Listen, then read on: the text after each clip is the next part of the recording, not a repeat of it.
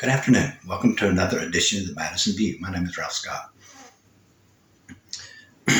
Well, here we go, the end of another week, and the Trump document case is going basically through the roof. And I don't know how to put it other than just as simple as I can put it, the way my mind sees this whole entire event. You know, Donald Trump was elected president. One of the president's primary responsibilities is to be the commander-in-chief, okay? He's supposed to make sure that we are ready defensively. I mean, he is supposed to be on top of that beyond anything else, okay? And he has, staff and everything to help him with that. I mean, it's just one of his duties, but in my opinion, that is the highest duty that the president has when you're elected to the United States. Because it started with George Washington, who was our commander-in-chief at the time. It's just that they upgraded him into a different position, and he still kept the title. So basically, from the very start of this country, the president's number one primary responsibility. I mean, I'm not diminishing any other responsibility about economics or anything, but what I'm saying is if you get down, because everybody knows you have to prioritize your work in order to succeed every daily. To succeed on a daily basis, to succeed in the future. So just like, example, Elon Musk, he puts like 2 days a week into this, 2 days a week in that, and 2 days a week in this. Well, see, like in my opinion, the president should spend like 3 days on defense, 2 days on the economy, 3 days, like the next week, 3 days on defense, 2 days on, social programs or political stuff or whatever, and then 3 days on defense, and reviewing all legislative activity at the end of the month. I think that should be his most primary responsibility, because we could be invaded at any time. He needs to be on his toes and ready, because China's threatening us and Russia's rattling their saber. We are not in a safe world right now. And so therefore, in my opinion, by looking at life like that, and by the foundation of what I view the country was, how Washington was the first president, and we should go by that example, in my opinion. Donald Trump committed treason. Everybody, well, how is that? You don't know for sure, okay? He took those documents when he should have never done that. That should have been his eyes only. He should have been the only one to know that. He should have took that just about basically to his grave, because this country should be so precious to him and his grandchildren. He controls his grandchildren's future, and his great-grandchildren. That should be almost like the most, like I said, it should be the most cherished thing by the president, in my opinion. So by taking them documents to Mar-a-Lago, now whether it was narcissistic, which is what I think it is, I just think his ego is that big, that he could pull out the documents and show them off to anyone. He didn't even think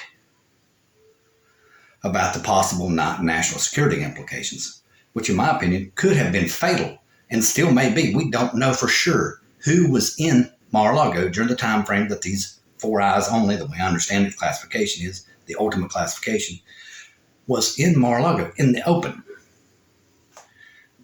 Either way, in my opinion, no national security defense document should have ever left the White House, unless, of course, maybe he got in a hurry one day or something like that right there and left one as a briefcase, because he was taking it with him. But I don't think he should even exit the White House with that high of a classification of document. That's just me. I'm not doing the president's job every day. I don't know. I just think they should never leave that room, and it should be under the watchful eyes of all of his staff. You know what I'm saying? They should see him reading this, and they should see him take it back as necessary, And I don't know the whole entire thing. Like, it might be 3 days that's stored at the White House, maybe under lock and key with as far as I know, they have a Marine there all the time. You could put it in the safe and tell the Marine to stand guard, and if something happened, that needs to come out of there and go back to to the archives, where you tell the chief of staff and he knows what to do with it. That kind of thing. But like I said, I'm just second guessing on that part, but I do think that Trump committed treason. In my opinion, I just don't think he should have ever left the White House by the basis of what I'm talking about. Like I said, I don't know how all these meetings go with all these foreign leaders and everything. I don't know if you have a Marine carrying a classified document around with you or whatever, which is what I would have. My classified documents be under lock and key with a Marine right there beside of me. because Marines are very faithful. That's their job. That's what they do. They protect. There would be one right there with me at all times, carrying my documents. That's just me. But anyway, let me kind of get off that subject a little bit, because I'm beginning to think some people are beginning to believe that. I mean, it's just to me, but like I said, I'll repeat myself again. According to the foundation of the country, I think about the third time now, I'm kind of rambling again. By Washington's example, that is the primary responsibility of the president. But anyway, let me get into the politics of things now. And the way I'm seeing it is the Republicans are trying to backdoor everybody whenever the attention's turned away from Social Security, right? They're trying to raise the retirement age to 69. Yeah, they're going to do it like to 2035 or something like that right there. And yes, there's a possibility of our lifespan would be better. But I think the best thing to do now would be to do like the Democrats think we should do. We should go ahead and raise the income threshold, if any have any threshold at all, on Social Security, for two major reasons is why I think this. Because first of all, we were suffering from inflation. Okay. Now, if we could pick off some of the higher income and put it back in the system, that should put a cap on inflation, because it'll put a cap on the amount of money that the rich have to spend. So basically, if that would cause like a 2% drag on the GDP, let's say, or 1% drag, let's just say 1% drag on the GDP, that should help inflation. You know what I'm saying? It should help bring inflation down, which would bring the cost of borrowing down. This might even just raise it, like say, go all the way up to the top, and once like right now it's 14%, the employer and the employee, but say maybe when you get up past say 300,000, it's just the employee at 7%. And then when you get up to $1 million, say it's just the employee at 3%. Cap it like that and go all the way up with it. Just don't make the employer pay anymore after 300,000.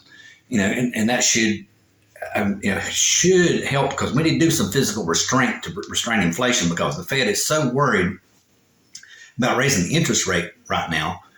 They're worried they're going to crack the banks. Not the big banks, when they're solid as a rock, but they're worried about the little tiny startups and the unregulated banks. And I won't say unregulated. Well, I think they're unsupervised, but I still think they have the insurances and everything. And they're worried about the unregulated banks too. But I don't think they're going to bail out an unregulated bank. I think they'll bail out the ones that still hold FIDC insurance. But I think the rest they'll probably let fail. I forget what that's called. I forget the exact financial terminology that type of bank is called. Because Goldman Sachs was into it for a little while. I forget the name of the offshoot, but I think they abandoned it because it wasn't doing too good when the interest rate started going up. Things kind of flipped on them. They would have been better starting at a higher interest rate and coming down. But you can't predict the economy. It's just part of the business cycle. But anyway, and now the whole entire debate is about how many Republican candidates we have, and back to the Republicans considering everybody who says anything in the Democratic Party as child groomers. I mean, that is just so ridiculous. It's just so absurd. Donald Trump knew Epstein. He can deny it all he wants. He knew him. He was around him at the very first, when Epstein first started. I mean, he knew all about Epstein. He was right in there up to his elbows. He ain't gonna say it, but they had a falling out. Basically the way I understand him, what I've read, I don't know how true it was, that they had a falling out over an encounter. And that's all I'll say. I ain't gonna get more specific than that. And that's exactly the reason why Epstein and Trump isn't around each other anymore. But anyway, that's the way I read it anyway. I mean, I was digging through, of course, like I said, I spend more time reading than, much time reading, if much people spend on the grass. So, I'm a little bit of a fanatic, I reckon, when it comes to some things.